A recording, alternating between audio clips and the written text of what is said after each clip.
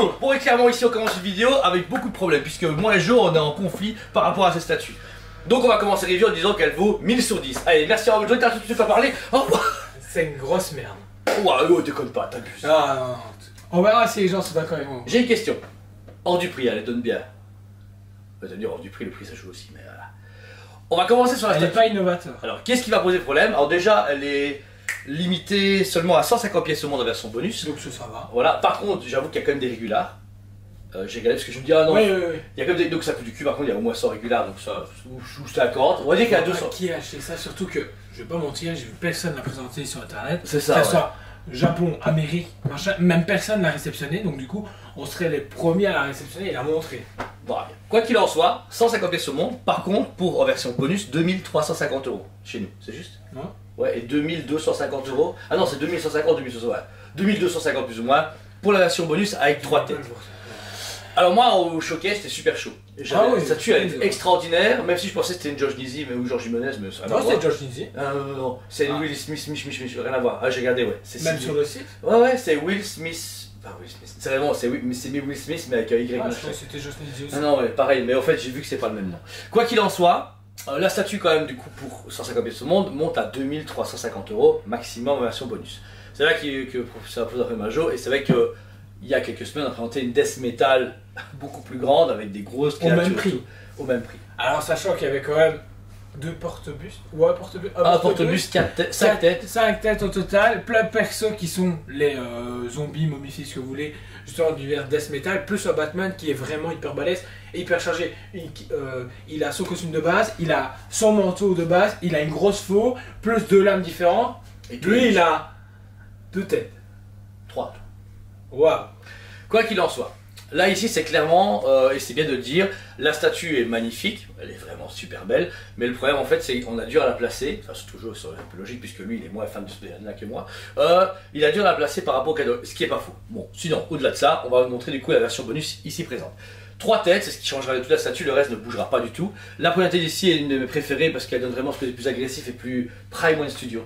Les yeux rouges avec une bouche fermée, donc vraiment avec un casque high-tech qui est semblant un petit peu à celle de chez XM Studio qui sortira en un quart. Oui. Sauf que là, très tactique, j'aime beaucoup ce côté armorette tactique avec le nez fermé, le côté lisse, mais il n'y a que des armures et on voit qu'il y a des sortes de filtres à l'arrière et à l'avant qui donne vraiment un truc très armoré de l'Arkham Knight, j'aime beaucoup.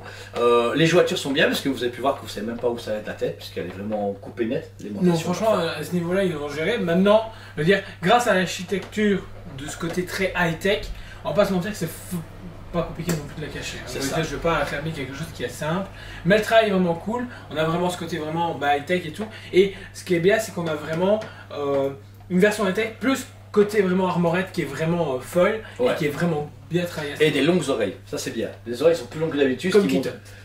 Comme Keaton, au plus même comme Terry McGinnis, le vrai Bayern, c'est comme ça qu'il a fait. Ensuite, vous avez une deuxième tête qui va vraiment s'apparenter plus à cette version animated ou aux pochettes animated des années 90, puisque là vous avez les yeux blancs mais tirés vers l'arrière comme Venom.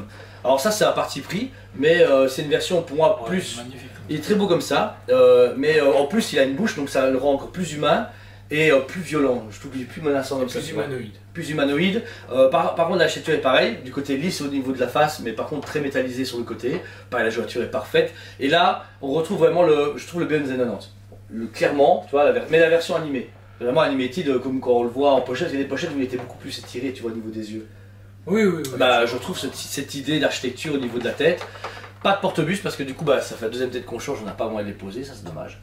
Et la troisième tête c'est celle qui ressemble plus à la sideshow, un peu copiée, avec des petits yeux blancs et encore une fois une bouche visible. Ça restera celle que j'aime un petit peu le moins parce que c'est clairement la sideshow, voilà, c'est pas compliqué.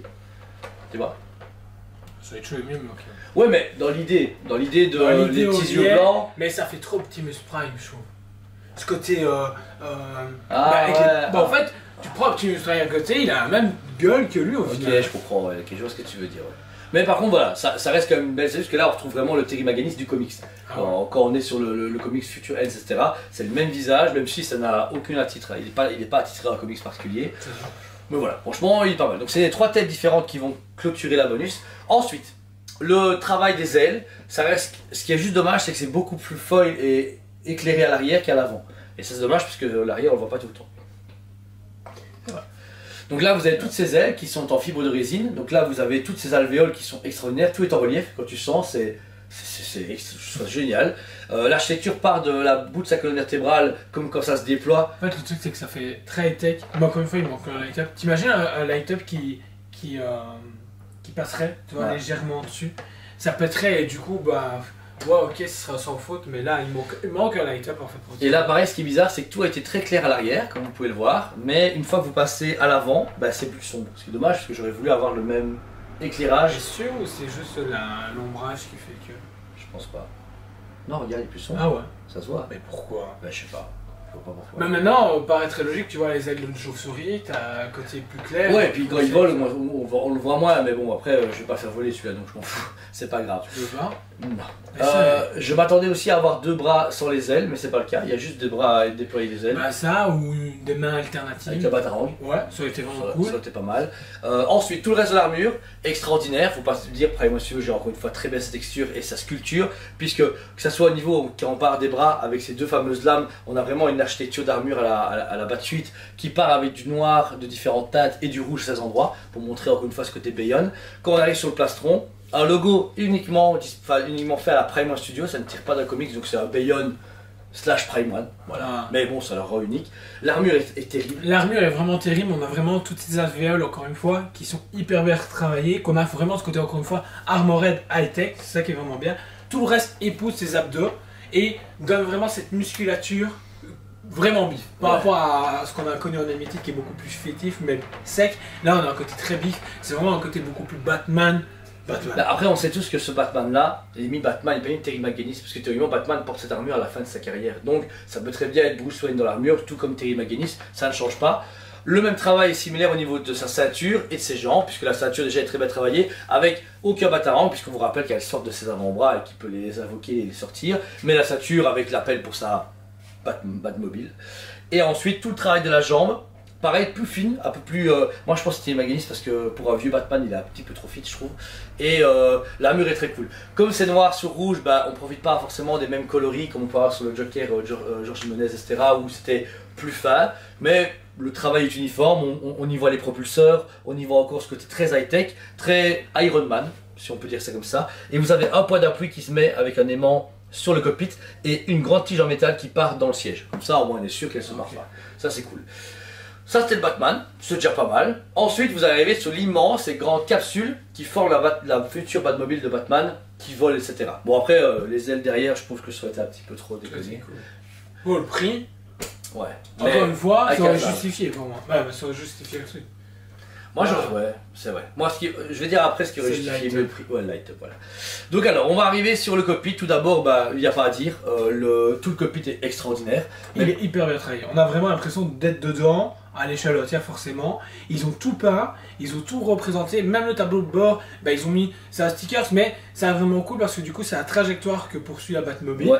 Et tout le reste est bien designé. Limite, t'as envie qu'ils soient articulés pour le foutre dedans. Pour le foutre dedans, c'est ça. Parce qu'on a vraiment les pédales, on a même le quoi se tenir s'il se fait éjecter, le guidon, etc. Tous les boutons, c'est. Franchement, l'idée et le travail est extraordinaire. Même le siège, on a vraiment l'impression que c'est du vrai cuir. Ouais. Tellement que, bah, comme la peinture et le sculpte est super bien géré par Prime Studio. Voilà, franchement, encore une fois, rouge et noir, comme toutes les coloris à base Bayonne, ça c'est vraiment chouette. Ça, c'est l'intérieur qui s'ouvre. Donc on présume qu'il y a une capsule qui s'est ouverte, puisque c'est ça qui est bizarre, c'est qu'on n'a pas le cockpit. Bon, après, c'est technologique, il a dû se déployer, on connaît.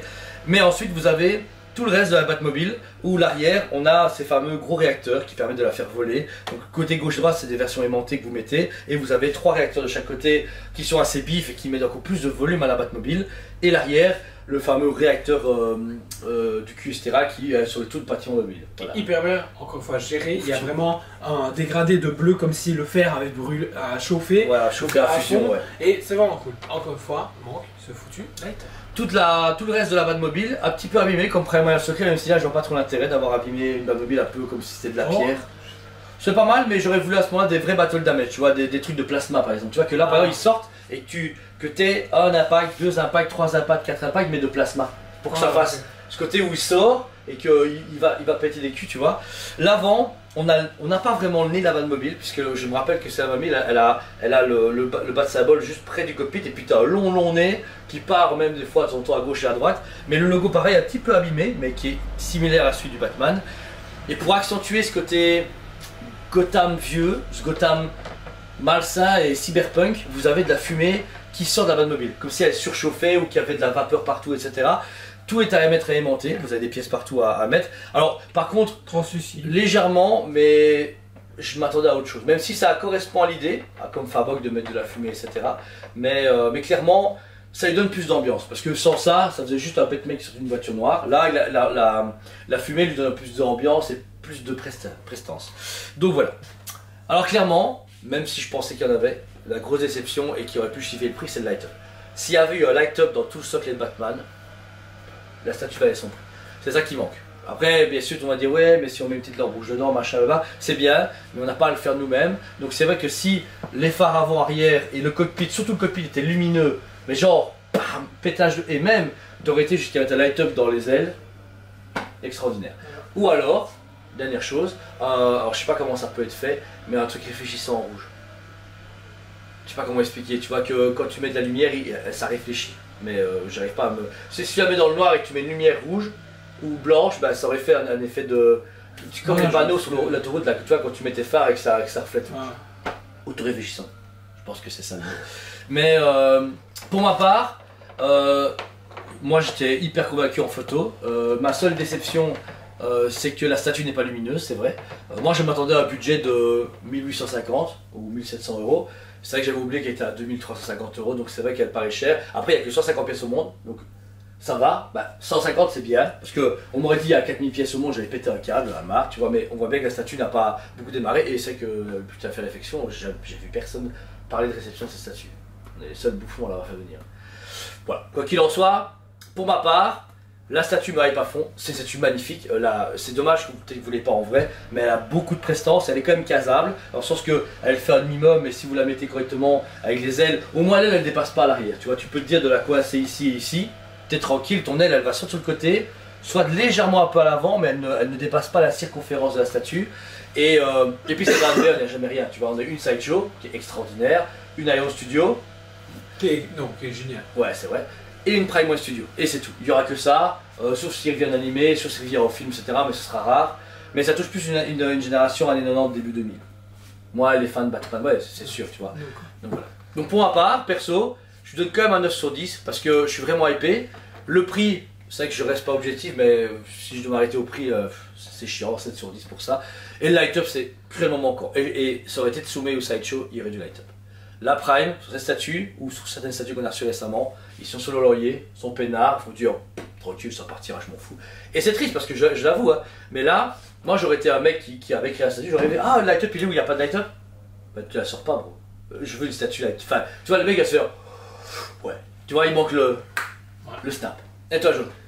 Alors, si je dois me juger que par rapport au prix, je lui donne vraiment 7 sur 10. Je trouve que c'est déconné. Je trouve que maintenant, Prime, malheureusement, c'est soit vous donnez tout votre budget dedans et ça s'arrête là, en tout cas pour le commun des mortels, ou soit bah, vous avez plus les moyens, vous êtes plus à l'aise financièrement et vous pouvez y aller à fond. Mais je trouve que là ça devient déconner, sachant que au final elle n'innove pas et elle propose rien. Maintenant, niveau sculpte, machin, tout dans c'est Prime, ils ont géré, mais ils sont restés comme tu as dit, trop sur leur laurier. Et ça va être problématique pour plus tard. Ouais, là clairement on va le voir, on le voit déjà bien que les Prime One qui fonctionnent mieux c'est des licences très atypiques comme Last of Us, Nier Automata ou quelques jeux vidéo, et encore, on voit à niveau Horizon Zero Dawn, elles ont pété dans les prix, bah, les précos ont été timides, alors les premières, oh putain, on a vendu des packs de 3, voilà, donc, et c'est pas plus mal, parce qu'il faut vraiment aussi, les gens ont moins de place, les gens des fois veulent aussi les voir en vrai avant la sortie, même si des fois c'est compliqué avec la nouvelle politique de Sideshow, etc. Genre Toys, je vous dis pas, ça va être très compliqué pour l'année à venir, mais ici, ça reste quand même une très belle pièce, que si quelqu'un se dit, bah écoutez, je suis prêt à mettre le prix ou la payer en 2-3 fois, c'est diluable, tu peux quand même le faire, puisqu'elle mérite d'exister, et elle est super belle, de toute façon, celui qui a pas assez de show, oui. Oui, voilà, ça, et puis celui qui a envie d'un Batman original ou qui claque sa maman, un peu high-tech, il est dessus. Si elle vous intéresse, elle est dispo en version régulière ou bonus chez nous, en paiement plusieurs fois ou paiement complet. Une fois qu'elle est payée, etc., on vous la livre uniquement, forcément. Sachez que sur le site, c'est paiement 3 fois. C'est possible d'aller jusqu'à 4-5 fois si vous souhaitez. Vous nous contactez, téléphone, messenger, mail, comme vous voulez. Voilà. Quoi qu'il en soit, on vous remercie encore une fois de tout votre soutien. On aime beaucoup notre chaîne, on y tient beaucoup. On fête ses 5 ans fin d'année de mémoire. Dans 6 mois, ça fera 5 ans. On tient le rythme d'une vidéo par jour et franchement, c'est toujours un bonheur. On adore les faire, les vidéos. On essaie encore une fois d'innover. Avec TLM, le nouveau Toys Legacy Museum, on aura encore plus de potentiel de faire des meilleures vidéos et de faire plus de choses différentes, ça c'est clair. Sachez en tout cas que nous, on est méga motivés à le faire correctement. Et on est hyper fiers aussi de monter plein de statues. On a encore des bustes à égal à vous montrer, du Prime One Studio, du Sideshow, il y a la blague qui arrive, donc vous ennuierez pas. Si vous avez l'occasion, mettez un petit like ou abonnez-vous à la chaîne si ce n'est pas déjà fait. Et surtout, parlez-en autour de vous. On est une société de passionnés, d'amoureux du jouet. On essaie un maximum de partager notre passion avec la chaîne YouTube, avec notre site et avec notre magasin. Donc si vous passez en Liège, on est là. Et je pense que c'est un bon échange. On a toujours donné tout ce qu'on avait à vous et vous nous le rendez bien. Tous les gens qui nous sonnent tous les jours disent ouais, je suis sur YouTube, je vous fais confiance. Et bien à chaque fois que vous le dites ou vous l'écrivez, ça nous fait vraiment plaisir parce qu'on n'est pas vraiment youtubeurs. J'estime qu'on est juste deux gogoles qui avons un écran et qui essayons de faire un truc cool derrière. Mais on s'amuse, même si on est coiffé comme des zinzins et qu'on fait des statues, qu'on détruit les statues qu'on devrait vendre, mais c'est pas grave. C'est le plus important, c'est qu'on s'amuse. Merci à vous tous, c'était Julien, journaliste de Smith TV. On vous aime beaucoup et on vous dit à très bientôt. On vous aime beaucoup et on vous dit à très bientôt.